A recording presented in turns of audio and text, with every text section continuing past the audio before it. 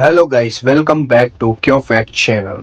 आज हम इस वीडियो में बात करेंगे कि कैसे हिजबुल्लाह ग्रुप का जन्म हुआ और आखिर इसका वजूद में आने का इस ग्रुप का आखिर क्या मकसद था और अब तक हिजबुल्लाह और इजराइल के बीच कितनी झड़पें हो चुकी हैं, क्योंकि अभी हमने हाल ही में देखा कि इजराइल और लेबनान के बीच जंग शुरू हो चुकी है, जिसमें कई हद तक प्राइमरी जो फोर्स है वो हिजबुल्लाह है, जो इसराइल के अगेंस्ट पार्ट ले रही है।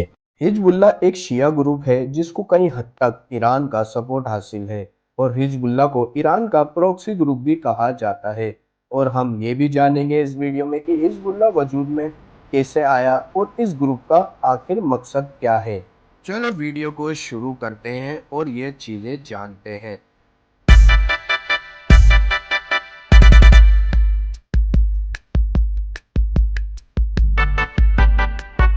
ये बात तब की है जब इसराइल ने जून 1982 में पीएलओ द्वारा किया गया इसराइल पर हमले का बदला लेने के लिए इसराइल ने लेबनान पर हमला कर दिया। उस वक्त किया यह हमला जब लेबनान 6 साल से गृह युद्ध की आग में जल रहा था। इसराइल का लेबनान पर हमला करने का जो मकसद था वह यह था कि वह चाहते थे कि लेबनान में एक फ्रेंडली गवर्नमेंट बन जाए जो इसराइल को सपोर्ट करती हो। इसी उम्मीद में इसराइल ने लेबनान के साउथर्न पार्ट पर कब्जा कर लिया और उसके बाद बेरूत तक इसराइल की फौज पहुंच गई, जहां पर पीएलओ का हेडक्वार्टर भी था। वहां जाकर इसराइल की फौज ने वह उसके पीएलओ के हेडक्वार्टर को भी घेर लिया था, लेकिन एक समझौते के तहत पीएलओ जो था वह जो ऑर्गेनाइजेशन थी वो टूनेशिया रवाना हो गई। लेकिन इसराइल की सेना लेबनान में ही रही और इसराइल ने सिविल वॉर में जो वहां क्रिश्चियन ग्रुप थे उनको काफी सपोर्ट किया और उनके साथ मिलकर सबरा और शतीला जेनोसाइड में योगदान दिया। और लेबनान की राइट विंग जो मलेशिया थी उसने इसराइल के साथ मिलकर 2 दिन में करीब 3,000 फिलिस्तीनी रिफ्यूजीज को और लेबनान के नागरिकों को मार डाला। फिर उसके बाद लेबनान में इजरायली अटैक्स रोकने के लिए कई लेबनानी संगठनों का गठन किया गया, जिसमें से एक शिया समुदाय से भी था, क्योंकि लेबनान में 25 से 30% शिया पॉपुलेशन रहती है। और साल 1982 में इसी तरह हिजबुल्लाह का भी जन्म होता है, जिसको ईरान का फुल सपोर्ट हासिल था और इस संगठन को इसराइल को खदेड़ने की जिम्मेदारी सौंपी गई। फिर धीरे धीरे जो हिजबुल्लाह संगठन था उसको शिया समुदाय से काफी सपोर्ट मिलने लगा और इन लोगों में ज्यादातर वे लोग शामिल थे, वे जवान पीढ़ी शामिल थी जो लेबनान के हालातों से नाखुश थी और वे निवासी भी शामिल थे जो बेका वैली और साउथ बेरूत में रहते थे। और हिजबुल्लाह जल्द ही लेबनान में एक शक्ति बनकर उभरता है।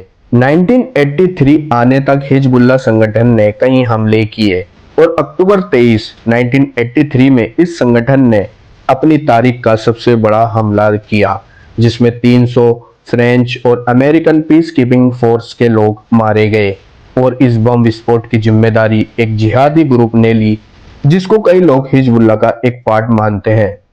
साल 1985 आने तक हिजबुल्लाह की जो ग्रोथ थी, फाइटिंग पावर थी, इतनी बढ़ गई थी कि वे और सहयोगी ग्रुप के साथ मिलकर इजरायली सेना को टफ टाइम देने लगे और साउथर्न लेबनान की लिटानी नदी की ओर पीछे हटने के लिए इसराइल की सेना को मजबूर करने में सफल हो गए। अब हम बात करेंगे कि इसराइल और हिजबुल्लाह के बीच कितनी वॉर या झड़पें हो चुकी हैं। इसराइल और हिजबुल्लाह के बीच पहली जंग की शुरुआत साल 1993 में होती है।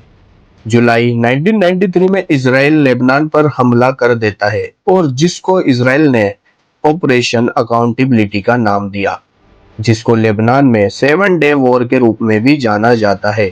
यह हमला तब हुआ जब हिजबुल्लाह ने लेबनान में रिफ्यूजी कैंप और गांव पर यह हमला तब हुआ जब हिजबुल्लाह ने लेबनान में रिफ्यूजी कैंप और गांव पर इजरायली हमलों का जवाब देते हुए नॉर्दर्न इसराइल पर हमला बोल दिया, जिसमें इसराइल का काफी नुकसान हुआ। इस लड़ाई में 118 लेबनानी नागरिक मारे गए और 500 से अधिक घायल हुए और हजारों इमारतें खंडर हो गईं। इसराइल और लेबनान के बीच दूसरी झड़प की शुरुआत 3 साल बाद 11 अप्रैल 1996 को हुई, जब इजराइल ने एक और 70 डे ऑफेंसिव शुरू कर दिया, जिसका मकसद था हिजबुल्लाह को लिटानी नदी से और इजराइल पर मारक क्षमता से दूर करना था, ताकि वे इजराइल पर हमला ना कर सके। इस ऑफेंसिव को लेबनान के लोग अप्रैल ऑफेंसिव कहते हैं और इजराइल ने इसको ऑपरेशन ग्रेप्स ऑफ रोथ नाम दिया। इस जंग में दोनों साइड पर काफी नुकसान हुआ और नागरिक भी मारे गए और लेबनान का जो बुनियादी ढांचा था उसको बुरी तरह से नुकसान पहुंचा।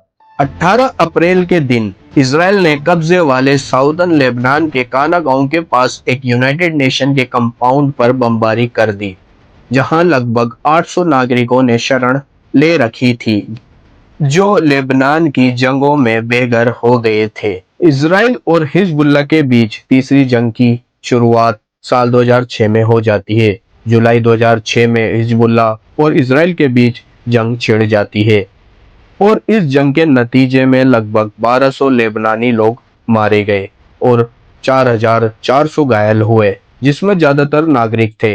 इस बीच इजराइल ने 158 लोगों की मौत की सूचना दी, जिसमें से ज्यादातर सैनिक थे।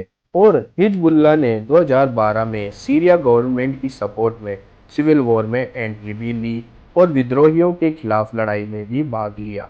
ये थी पूरी कहानी हिजबुल्लाह की शुरुआत की और उसकी बढ़ती ताकत के बारे में, और हमने जाना इजराइल और हिजबुल्लाह के बीच कितनी जंग लड़ी जा चुकी है।